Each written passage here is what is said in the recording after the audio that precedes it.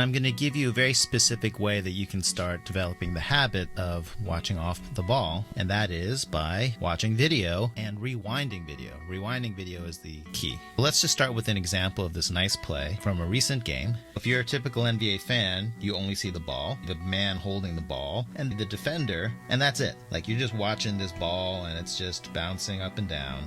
And then, okay, now the ball moved, so now my eye went over to here. Hey, the ball is here. The ball is the only thing that counts.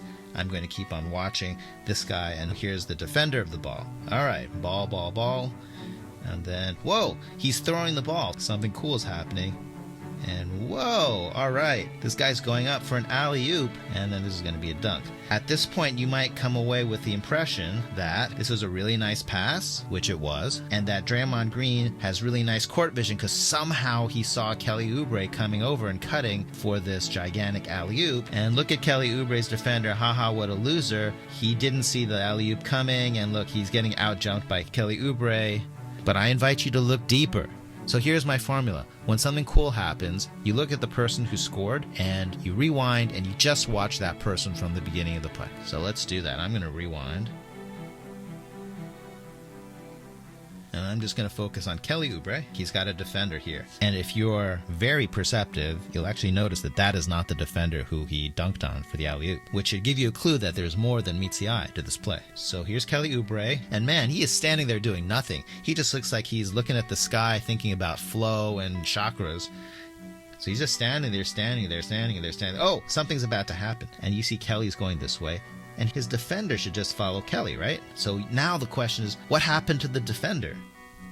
Bam, that's what happened to the defender. There's this annoying guy in the way. Who is this guy? Amazingly, it's number 30. The superstar is setting a back screen on this guy. So if number 30 is getting in the way of Kelly Oubre's defender. Aha, that's why Kelly Oubre got an advantage. No need to panic for Dallas. This guy got stuck with Steph, but there was this person who was following Steph. He should just reverse course and follow Kelly Oubre, right? Yeah, he should, but it's really hard to figure that out on the fly. And it's so hard to leave Steph Curry. He's probably been hearing from his coaches nonstop, don't let Steph Curry move, follow him to the bathroom. But in fact, Steph is setting this back screen, so what is he going to do? So let's see what happens.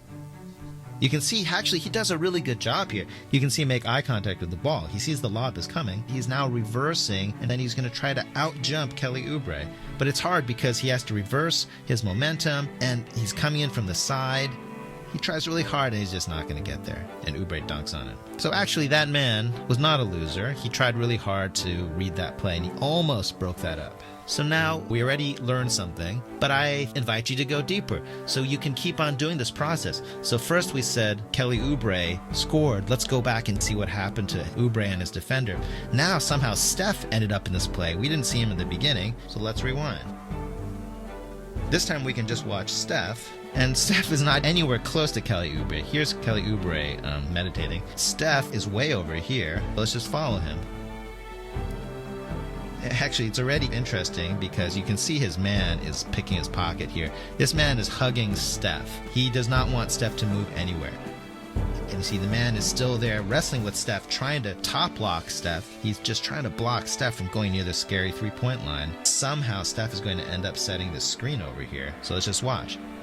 Steph is just using brute force to push this man. He wants to snowplow this guy and bash this guy into the other player. This year, Steph has gotten a few 2-for-1 screens like that, and I think it must be pretty satisfying. So he's pushing, pushing, pushing, and then the man releases. He just steps a little bit out of the way. Now Steph can get a clean screen on this man, and Kelly Oubre is going to go behind him.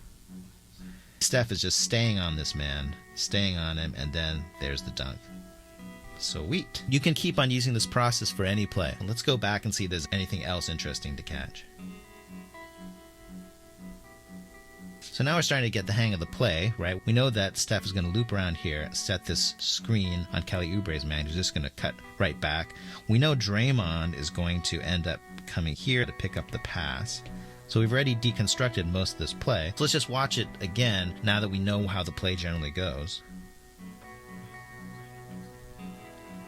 So one thing that's interesting is that Draymond is being defended by Porzingis, who is awfully tall. And here Porzingis makes it even harder. Now he's super tall and wide.